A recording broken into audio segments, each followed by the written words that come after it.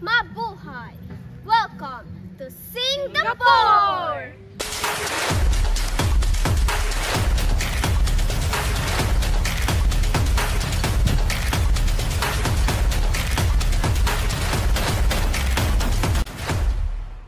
Halina't sabay-sabay nating tuklasin ang kasaysayan at kultura ng Singapore. Ang Singapore ay isa sa pinakamaliit na isla na may 6 na milyong residente at meron itong 710 square kilometer.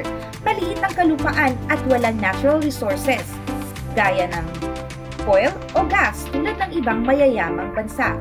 Nakabahagi ito ng mga hangganan sa dagat ng Malaysia, sa Hilaga at Indonesia sa timog.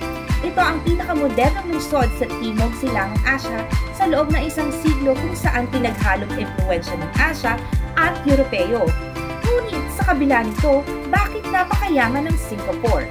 Pangalawa sa pinakamayamang bansa noong 2022 kung pagbabasihan ang GDP per capita. Pero alam niyo ba na Singapore ay lugmok sa kahirapan 60 years ago?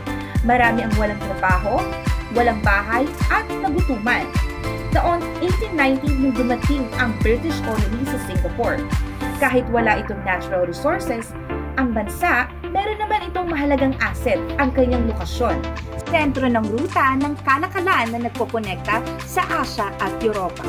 Kaya naman, naging crown colony ng British Empire ang bansa. Naging maunlad ang Singapore sa kamay ng British.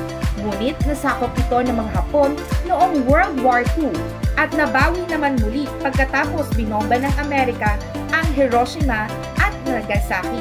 Natalo at sumuko sa Japan. Kaya ng taong 1963 nung nadeklara ang Singapore sa kalayaan ng British. Sayaw na aming sasayawin ay Zapping ng Malay sa Singapore at Malaysia. Ito ay isang sayaw na may mga galaw na maliksi at may ritmong Arabiko at Malay.